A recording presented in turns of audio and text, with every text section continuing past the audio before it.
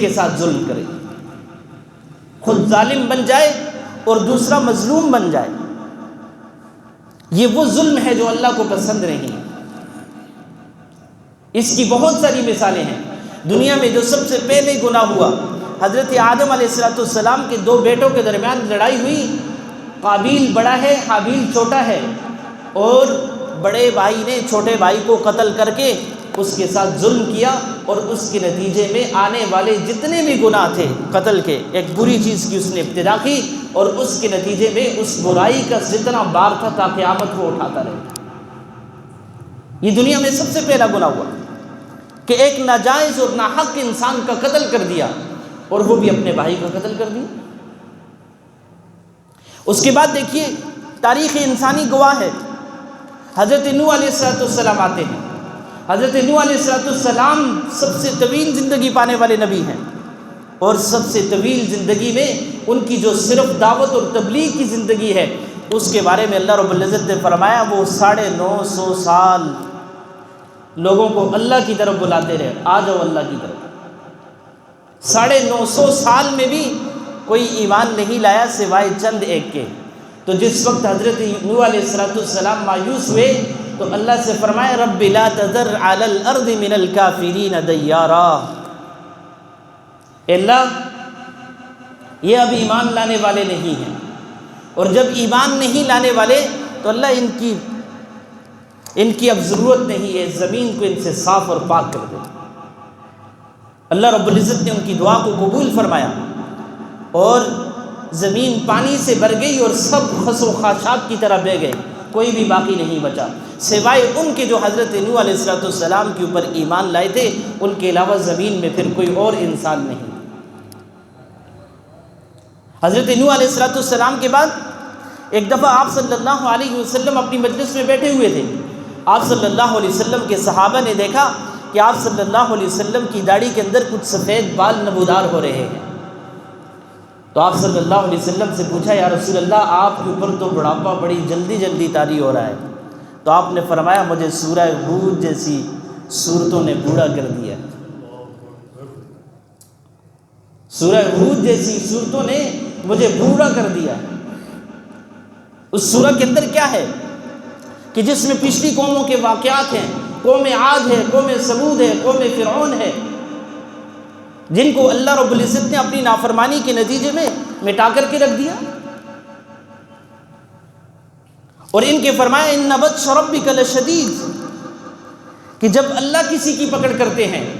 پھر اللہ کی پکڑ ایسی ہوتی ہے کہ پھر اس کے اندر بڑا سخت عذاب ہوتا ہے، اس کی پکڑ سے کوئی چھڑا نہیں سکتا۔ وَأُمْلِي لَهُمْ إِنَّ كَيْدِي مَتِينٌ۔ بعض اوقات انسان گناہوں کے اندر لگا ہوا ہوتا ہے، قومیں گناہوں کے اندر مبتلا ہوتی ہیں، کوئی عذاب نہیں آتا، اور انسان سمجھ رہا ہوتا ہے کہ مجھے اللہ کی طرف سے ڈھیل آ رہی ہے۔ اللہ نے فرمایا میں ان کو مہلت دیتا جاتا ہوں، یہاں تک کہ جب یہ غافل ہو جاتے ہیں پھر میری پکڑ آ جاتی ہے، اور پھر میری پکڑ اتنی شدید ہوتی ہے کہ کوئی چھڑا نہیں سکتا۔ اللہ کے حبیب صلی اللہ علیہ وسلم نے جو پچھلی قوموں کے واقعات تھے صحابہ کو سنائے، قرآن کریم نے ان کو بیان کیا، اور وہ واقعات اس لیے تھے کہ ان سے ہم عبرت حاصل کریں۔ اور انسان کے جو اعمال ہیں وہ بعض اوقات ایسے ہوتے ہیں کہ جس کی وجہ سے انسان دوسروں کے لیے تکلیف بن جاتا ہے۔ کبھی انسان کو اللہ تعالیٰ نے اقتدار اور طاقت اور قوت دے دے تو وہ پھر فرعون بن جاتا ہے، وہ خدائی کا دعویٰ کرتا ہے، اور پھر آہستہ آہستہ اللہ کی پکڑ آ جاتی ہے، اور اس کے نتیجے میں اس کے پاس کچھ بھی نہیں باقی بچتا۔ اللہ کے حبیب صلی اللہ علیہ وسلم کے دشمنوں کو دیکھ لیجئے کہ جب آپ صلی اللہ علیہ وسلم دعوت اور تبلیغ کی غرض سے مکہ میں آتے ہیں،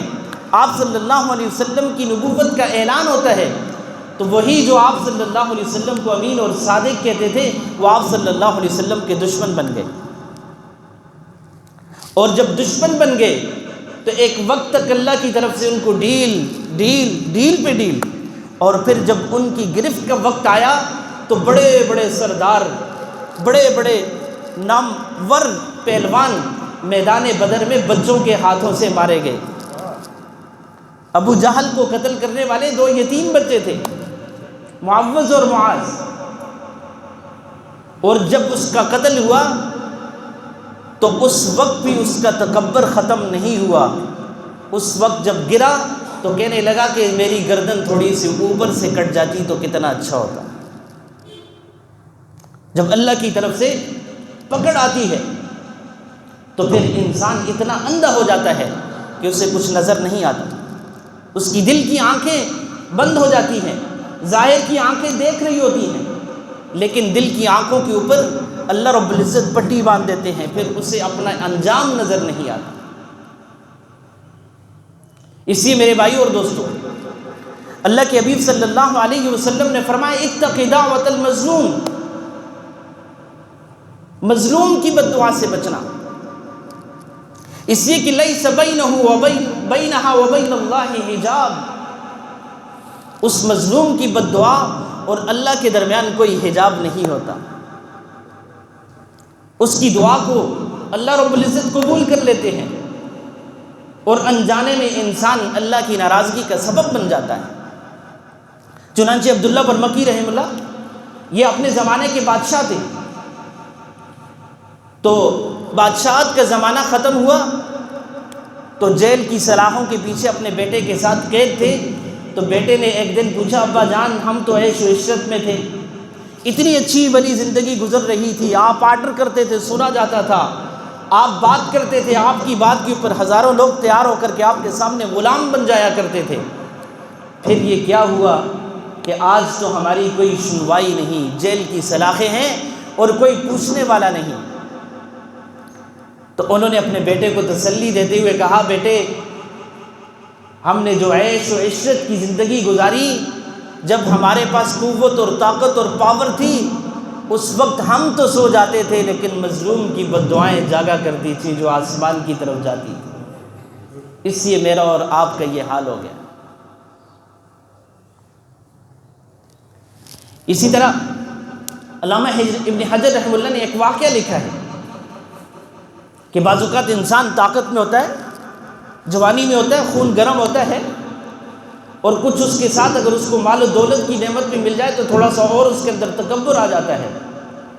تو یہ تکبر اللہ کو پسند نہیں۔ انہوں نے لکھا کہ ایک مچھوارا تھا جو مچھلیاں بیچنے کا کاروبار کرتا تھا، دریا کے کنارے بیٹھتا، صبح سے شام تک مچھلیاں نکالتا اور ٹھیلے پہ رکھ کر کے بیچ دیتا۔ ایک دن اس نے بڑی مچھلی پکڑی ہوئی تھی تو ایک آدمی وہاں سے گزرا، اس نے کہا کتنے کی دیتے ہو؟ اس نے کہا اتنے کی ہے۔ اس نے مچھلی لی اور لے کر کے چل پڑا۔ اب جب چلنے لگا تو اس نے کہا اس مچھلی کی قیمت تو ادا کر دو بھائی۔ اس نے کہا تم مجھے جانتے نہیں ہو میں کون ہوں، کون سی قیمت ادا کروں؟ اور یہ کہہ کر کے اس کو جھڑک کر کے وہ چلا گیا اور مچھلی لے کر کے گھر پہنچا، اس کو صاف کرتے ہوئے کوئی کانٹا معمولی سا مچھلی کا کتنا سا کانٹا ہوگا جو اس کے ہاتھ میں لگا اور وہ زہریلا زخم بن گیا۔ اب جب زخم بڑھنے لگا تو وہ طبیبوں کے پاس گیا۔ اس زمانے میں کوئی بے ہوشی کے آلات نہیں ہوتے تھے کہ انجیکشن لگا کر کے اس کے ہاتھ کو سن کر دیا جاتا اور پھر اس کے بعد جو ہے اس کے ساتھ عمل جراحی کا جو سلسلہ ہے اس کو جاری رکھتے۔ تو طبیب نے کہا یہ تو اتنا زہریلا زخم بن چکا ہے کہ اس کو اب کاٹے بغیر کوئی گزارا نہیں ہے، اگر اس کو کاٹا نہ گیا تو پھر تمہارا پورا بازو اور پورا ہاتھ جانے کا خطرہ ہے۔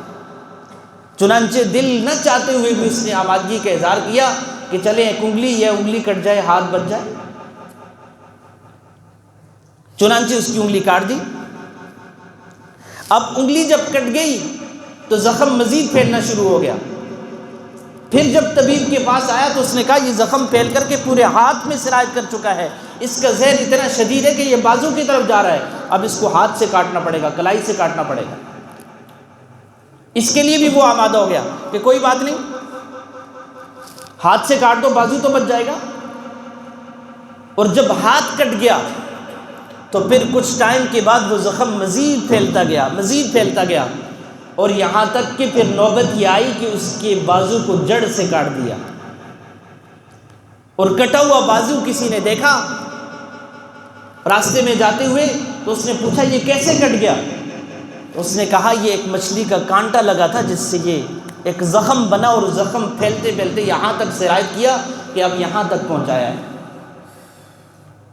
اس لیے طبیب نے کہا کہ پہلے انگلی کٹے گی، پھر ہاتھ کٹا، پھر بازو کٹ گیا۔ اس نے فوراً پوچھا، کوئی دیدہ ور انسان تھا جس کی دل کی آنکھیں کھلی تھیں، اس نے کہا بتاؤ اس مچھلی جس مچھلی کے کانٹے سے تمہیں یہ زخم لگا تھا اس مچھلی کے پیسے تم نے دیے تھے؟ اسے بھولی اور بسی یادوں میں یاد آ گیا کہ یہ تو میرا جوانی کا زمانہ تھا، میں طاقت میں تھا، میں قوت میں تھا، میں محلے کا چودھری اور چیئرمین بنا پھرتا تھا، سارے لوگ مجھ سے ڈرتے تھے، تو میں نے تو اس مچھلی کے پیسے نہیں دیے تھے۔ اس نے کہا فوراً جاؤ اس مچھوارے کو ڈھونڈو اور اس سے جا کر کے معافی مانگو اور اس مچھلی کی قیمت ادا کرو، ورنہ یہ زخم چلتا جائے گا اور چلتے چلتے پھر تمہارے ایک ایک عضو کو کاٹ دیا جائے گا اور تکلیف اٹھانی پڑے گی۔ یہ ظلم کی داستانیں ہیں۔ وہ اس مچھوارے کو ڈھونڈ کر کے اس کے پاس پہنچا اور پھر اس نے کہا کہ مجھے معاف کر دو، اس نے معاف کیا تو یہ زخم یہاں رک گیا۔ عبرت کے نشان ہیں۔